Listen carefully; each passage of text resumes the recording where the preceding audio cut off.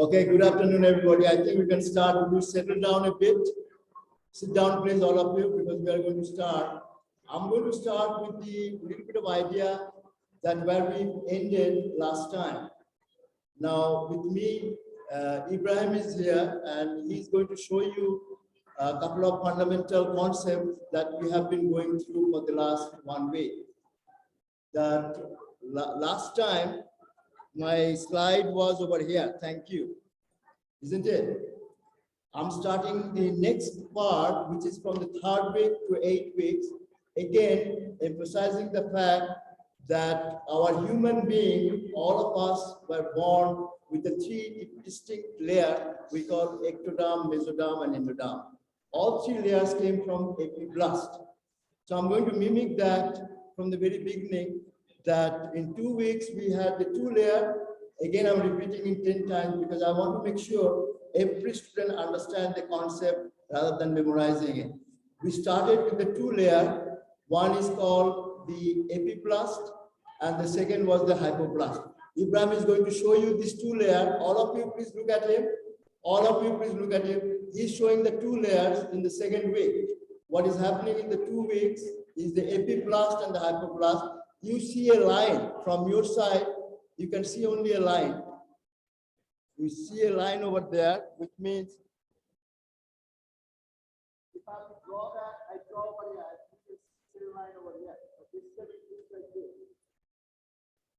So epiblast and hypoblast. Now, the starting of the 3rd week, which I put the starting of the 3rd week, which I put the question today, and only 57% students could able to understand that the differentiation starts right at the 3rd week, beginning of the 3rd week. Make no mistake. So what happens is now, very simply, the beginning of the 3rd week, you see the hypoblast is going down.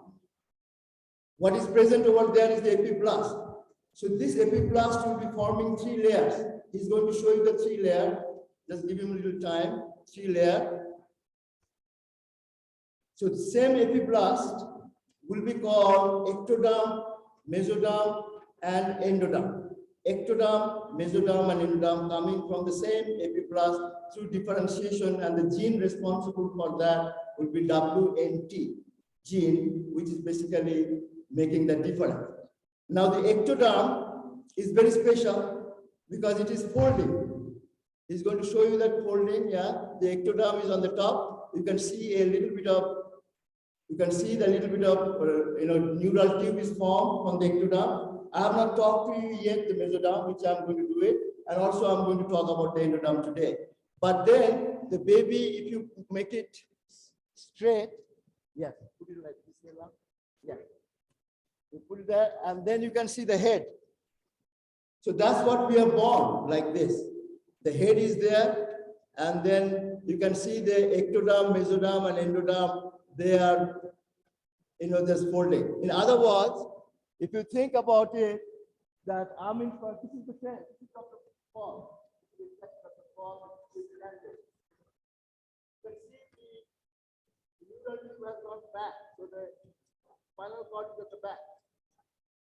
And everything is folded finally. So if you make an incision and make it straight, it will be like this, then it will show you like this. You can understand that basically, take it down. And then we all fold it like this, making a tube. So we have a tube over here, and this is the head. So this is continuous with this. Okay, this is what you look like. You look like this. Folding is there, so this is folded, and then it becomes a tube. The tube, see the tube?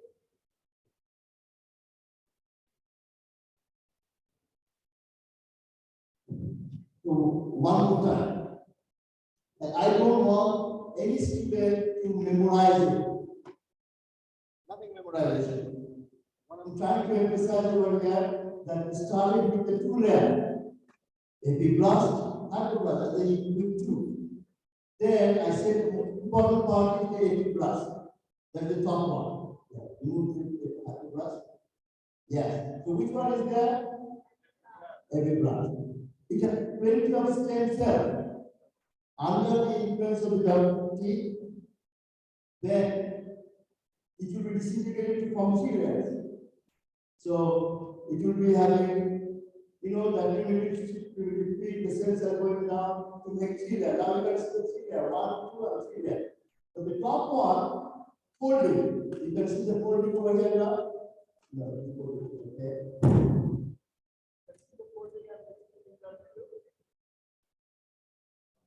And then everything will fold.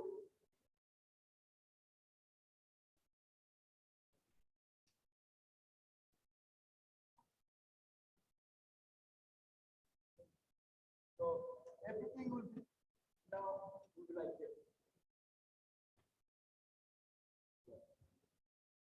Then the baby is sleeping. If you ask the baby to stand up, then it will like this, and the head is on the top. Is that okay? Just head up, so I put it over there. Okay, thank you.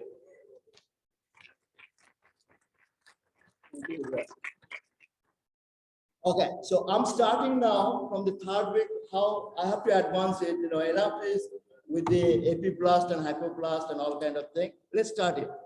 Yes, thank you very much. So if you look at this diagram, I showed you last time, is not, you can see in your computer more project. There are 3 layers over there. This is the beginning of the third week.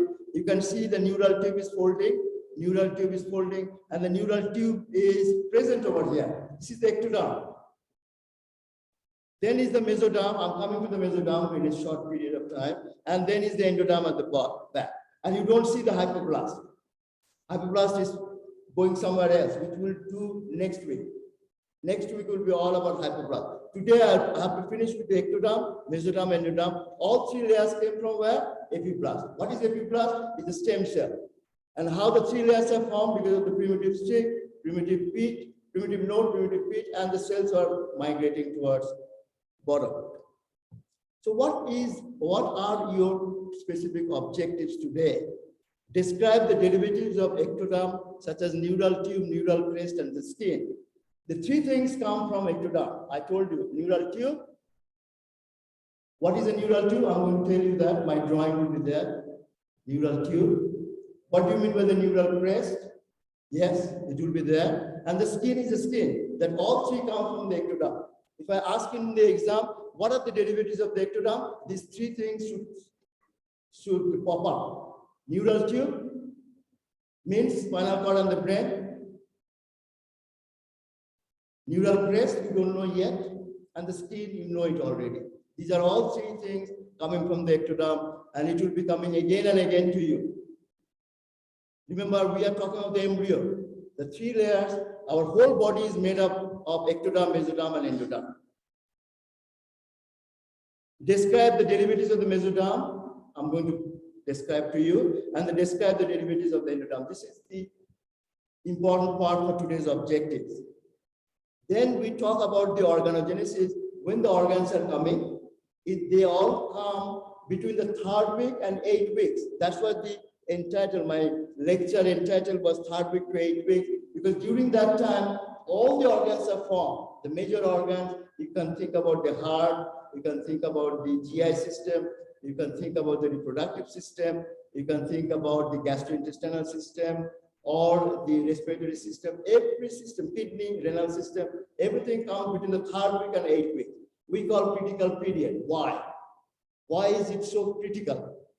The reason is, sometimes a woman doesn't understand that she's pregnant. And because she doesn't know that she's already pregnant, she starts taking whatever is available to her. She will take some medicine, maybe she will go in the Western world, they can drink some alcohol and this and that, which will affect the baby. So it is called critical period. Why it is a critical period? All the organs are produced. Which organs we are talking? All the organs. Between the 3rd week and 8th week, that's what is critical. And there's no way to protect the baby because the placenta takes almost 8 weeks to form. When the placenta is formed, you will come to there's a special lecture on placenta that actually prevents many of the unwanted material. For example, you go to the restaurant, you say that I need some chicken. You take chicken, but that chicken has some bacteria. Invariably, it's a little bit of this and that, or you touch the surface, some bacteria is there, is unwanted. But when we take it, the bacteria, so you pay not only for the chicken, but also you pay for some bacteria. Give me 10 real chicken, 9 real for the chicken and 1 real for the bacteria. It's automatic, you cannot prevent it. But when you take it, our body is immune. But the little baby which is growing is not that protective at that time, because maternal blood is not going yet. The placenta is formed, it takes little time. I hope I'm clear. So there's no protection for the 8 weeks. That's why it is critical.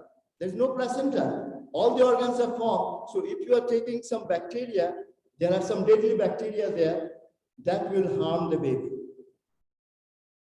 And I'll come to that. That is called teratogens. Teratogens are the substances which can affect the baby between the 3rd week to 8 weeks. Often it is called critical period. The critical period is just not the English I'm talking about, critical period. I'm just talking about the really some substance which can alter the baby's morphology.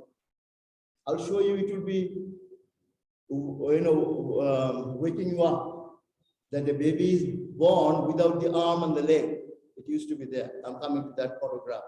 You will say that, oh my God, we should be careful. You should be careful. Your patient comes to the clinic and say that, congratulations, you are pregnant. Congratulations, that's not enough. You say that you should do certain things, you should not do certain things too. Certain things you should eat properly, blah, blah, blah. You should not take this medicine, or you should not be exposed to viruses or some x-rays and other things. That will affect the baby because the placenta is not there yet. So it is a critical period. And obviously some causes of the limb development. So derivatives of the germ layers, we call here we are talking about the epiblast is the ectoderm, mesoderm, endoderm. You have a little bit of idea what's going on. Now let's do more on the objective A. Observe the changes of the neural tube. How the neural tube is producing the spinal cord and the brain. Very simplistic drawing I have. It's not from your book. It's very typical for me. Now here is the tube which you can see from here. That's the tube. This diagram is like this. So you see a little round thing over here.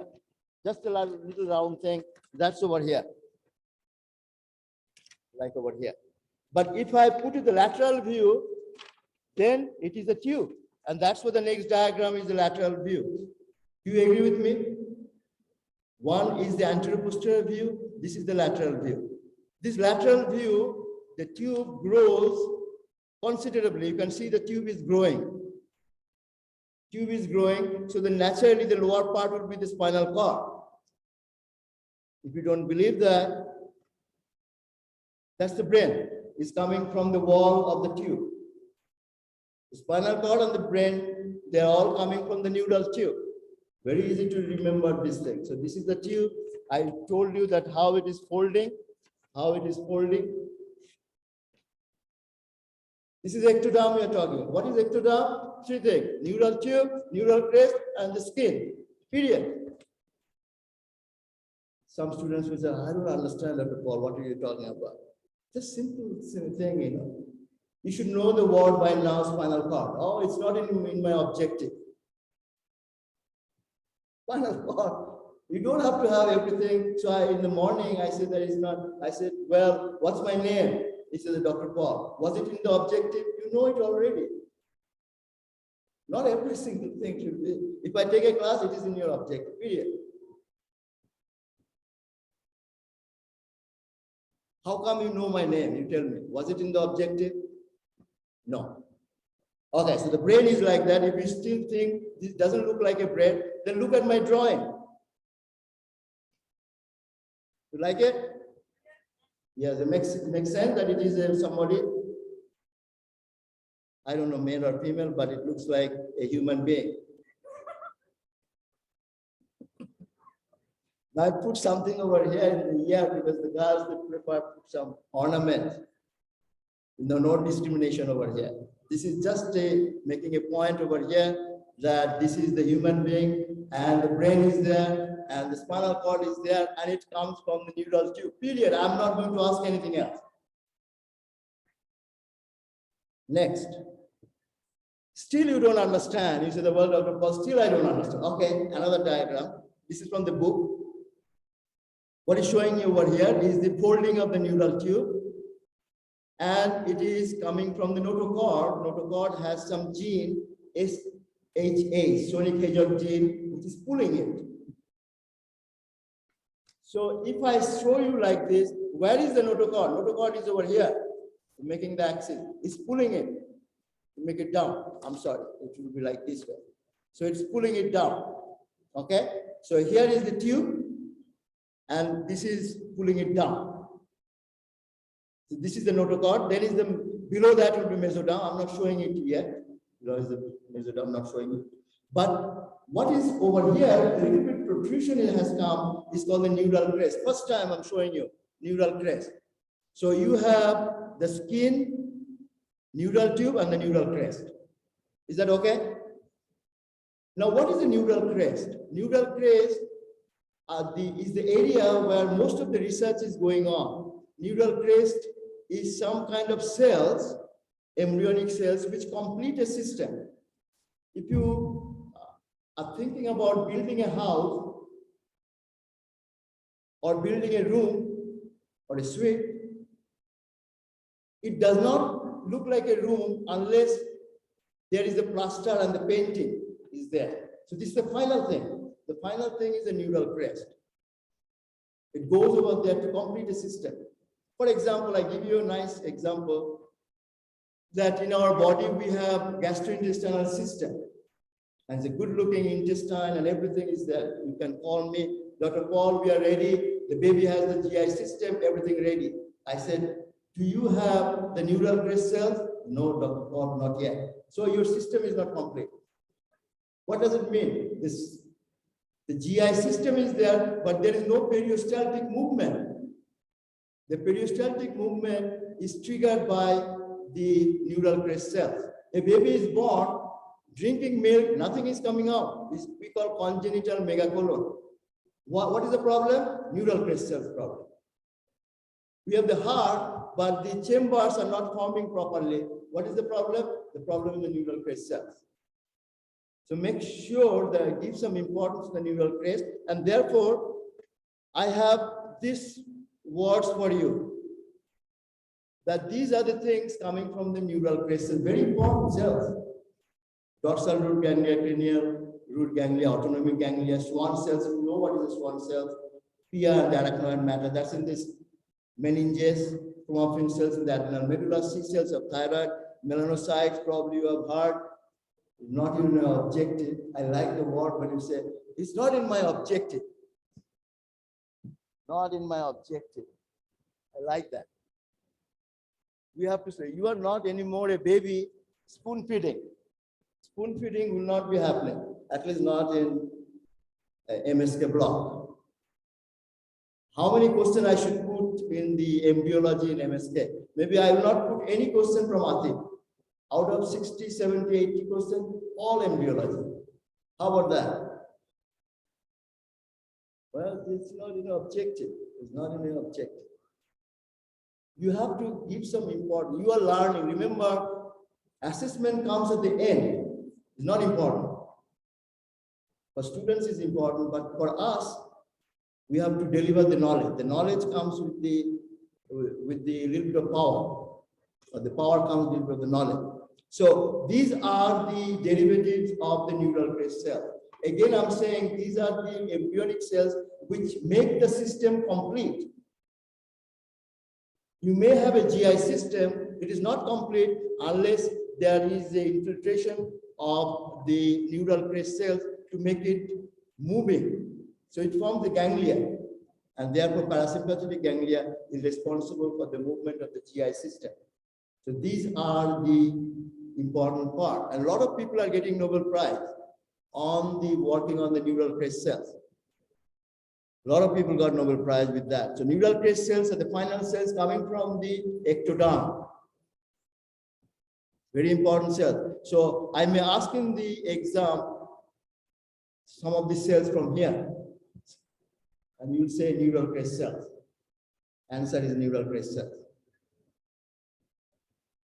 Good. Neural tube defect, why are we learning it? We do it more in the neuroscience program. The neural crest cells can lead to a baby is born, but something is coming out at the back.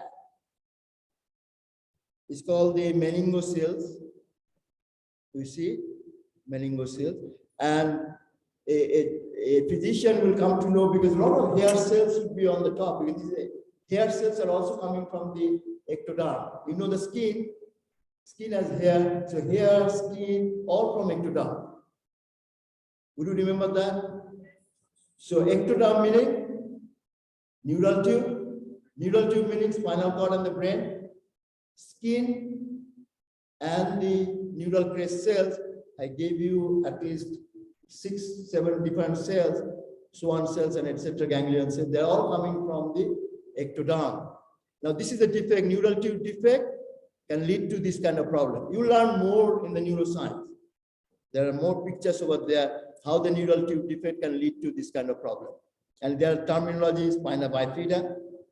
Just remember this name, meningocele, meningomyelocele. Meningomyelocele means, there is a CSF fluid plus some nerve tissues also going over there. Myelo is referring to the neural tissue, and meningo is the meninges, which go with the CSF. Is it in your objective? Yes. Can I ask in the exam? Yes. What is a meningocele? You will say that it's a neural tube defect. You don't have to know the detailing of the neural sign, symptom, etc. That will come later. But at least you know it's a neural tube. At least if I give you the picture, you can pinpoint this is a neural tube, spinal cord problem. Is it in your objective? Yes. I love the word objective. Now this is from your book. I tell you, if you don't attend my class and want to finish the embryology with me, you can get into the problem. Now, this is a picture from your book. Nobody in this world can understand. Trust me. What is this? What is showing over here is the same thing, neural tube, and it's showing you more on the derivatives of the next layer, which is the mesoderm. Ectoderm is finished. Now we are going to the mesoderm. Mesoderm is divided into 3 parts: paraxial mesoderm, intermediate mesoderm, and lateral mesoderm. I'm going to emphasize that today and make sure that all of you understand wholeheartedly. Not a little bit, but wholeheartedly. Where is our mesoderm? When I stand in front of you, I'm standing in front of you, and what you see over here, is, as I told you, the endoderm. That's the intestine. If you take the intestine out, mesoderm. And then if I do like this, or at the back is the ectoderm, then it is all folding. Okay. So it's an international problem. The students do not understand the mesoderm very well. As I said again, it is between the endoderm and the ectoderm. Between the endoderm and ectoderm. Where is it present? I hope that picture is there. This is my picture. Where is the mesoderm? This is the mesoderm. Vertebrae, you can see the vertebrae. That's called paraxial mesoderm, axis. Paraxial mesoderm, vertebra. Not the spinal cord, but the vertebra is within the mesoderm. Then you have the posterior abdominal wall. It's called the intermediate mesoderm, where the kidney is formed. And then is the lateral mesoderm. So I go back over here. This is the mesoderm. What you see, everything is the mesoderm. Paraxial mesoderm, vertebra is there, not shown. Intermediate mesoderm, where you have the kidney. And then lateral mesoderm, obviously the limb is not shown over here, is coming from the lateral mesoderm. I go back.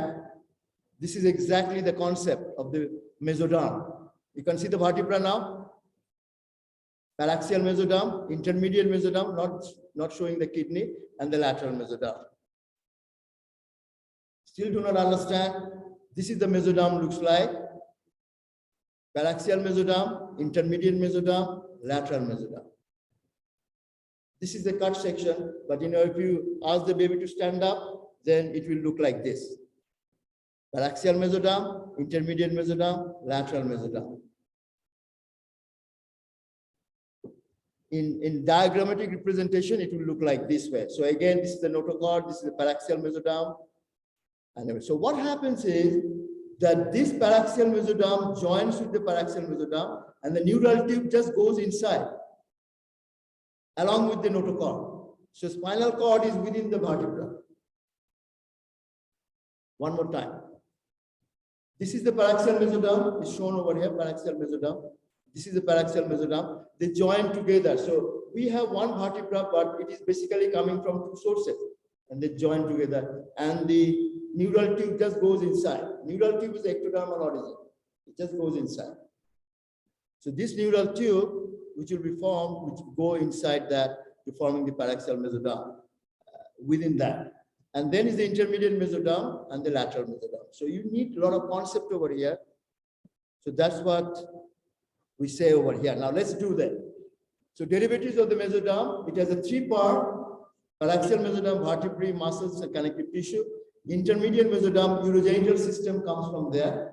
Urogenital means kidney and the testes and the uterus, all things come from the intermediate mesoderm. You may ask me that, why Dr. Paul, testis is so high up? Because it descends. Just before the birth, the testis come down. But it is originally from the intermediate mesoderm. So the intermediate mesoderm, we ask in the exam that, tell me the derivatives of the intermediate mesoderm. You will say urogenital system. Even people in the USMLE, people ask this question. I've seen that. So paraxial mesoderm is the vertebra. You don't have to memorize this thing in this way. Axis means in the center. What do we have in the center? Vertebrae and some muscle, that's it. After that, we have the paraxial mesoderm, the intermediate mesoderm. So we have the kidney or urogenital system, and the lateral mesoderm will be lateral folds, some muscles and some limbs coming from the lateral mesoderm. Period. Still you don't understand, then look at this diagram, not good. This diagram from your book and the internet both are showing that. Look at this, what is happening now. Let me orient you this picture. This is the ectoderm, the skin. Then this is also ectoderm showing the neural tube. Then comes, this is the notochord, which is actually pulling the tube to make the tube like a tube. And then you have the mesoderm, the paraxial mesoderm, intermediate mesoderm, and the lateral mesoderm. Lateral mesoderm has two parts. We call the somatic part and the visceral part. Now I'm adding a little bit more. You can see that it is divided into two parts. Lateral mesoderm is divided into two parts. One is called the somatic mesoderm, and one is called the visceral mesoderm or splanchnic mesoderm. Now I complicate a little bit for a reason. If you think about it, when I fold it, it is folding like, there is a skin on the top and the muscles over here, anterior abdominal wall. Most of them come from what we call the somatic mesoderm. But also there is a membrane covering the GI system, peritoneum, and that will be coming from this splanchnic mesoderm. So when I say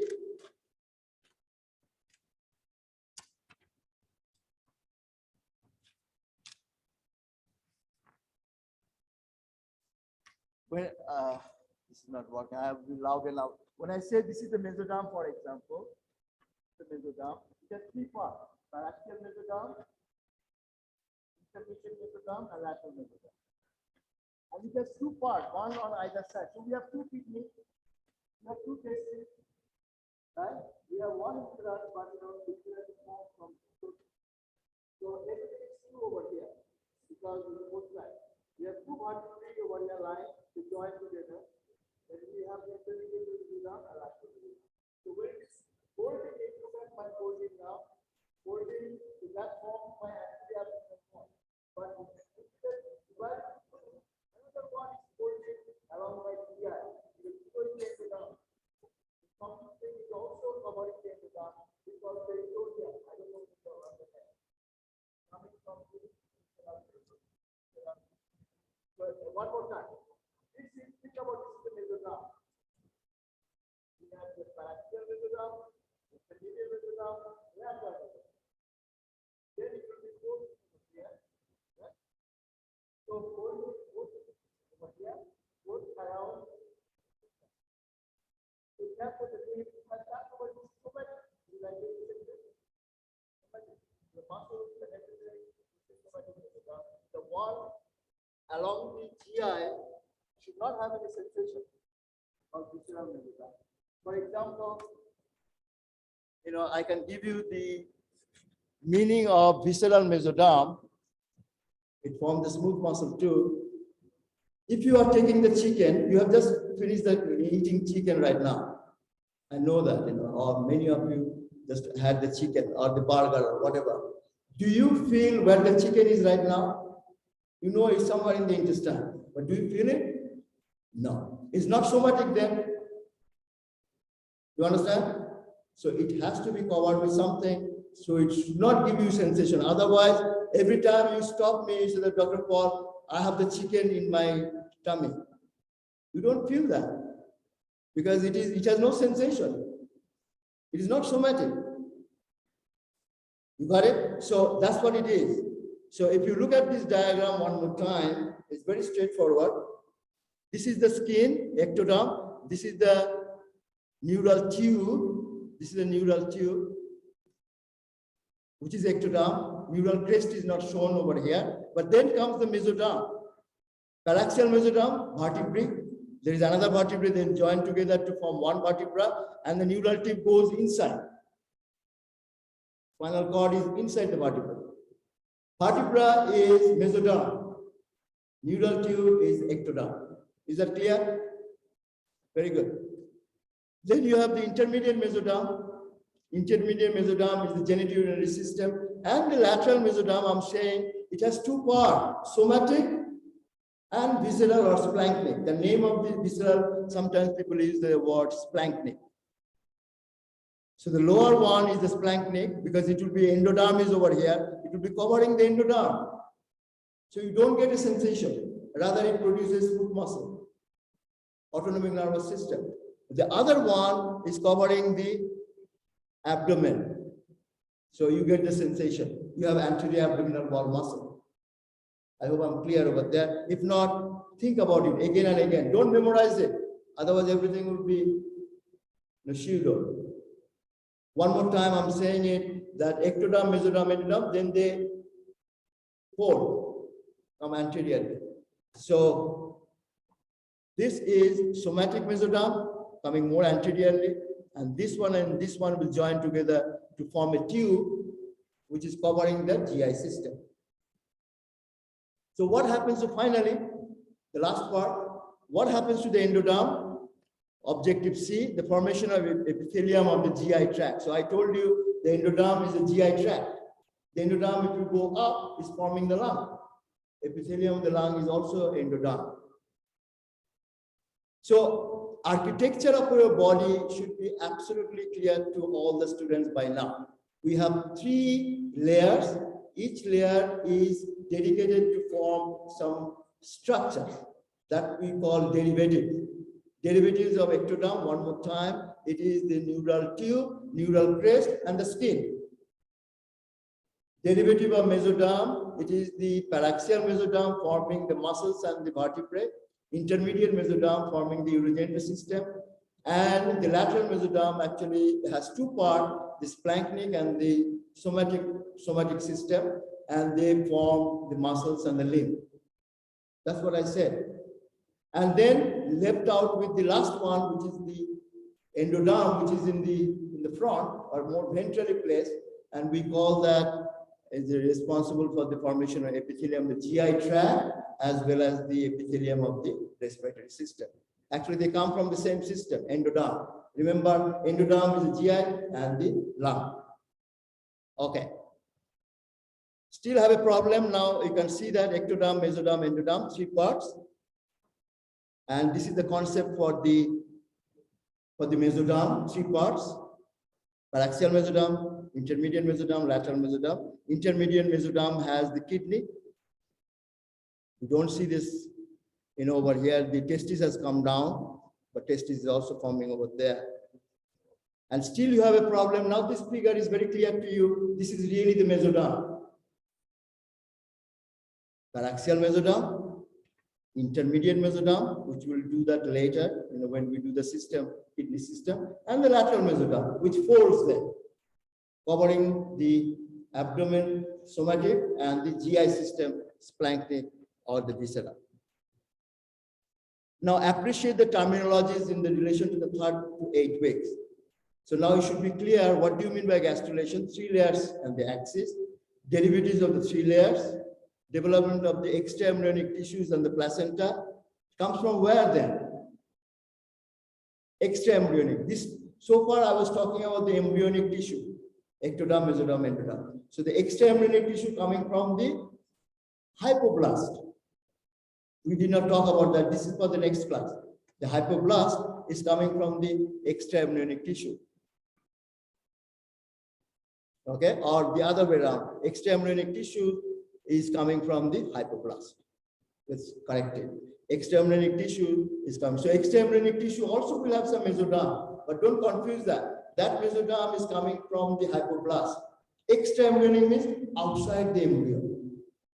Is over there, outside there. Embryo is over here, is over there, extra-embryonic. It's coming from where? Hypoblast. If I say extra-embryonic mesoderm, it's over there. Not the mesoderm I just told you. That is embryonic mesoderm or intra-embryonic mesoderm. Extra-embryonic mesoderm means it is coming from the hypoblast, is far away from the embryo. Organogenesis, we learn one system and the organ at a time. When we have the GI system, we learn more of the GI system.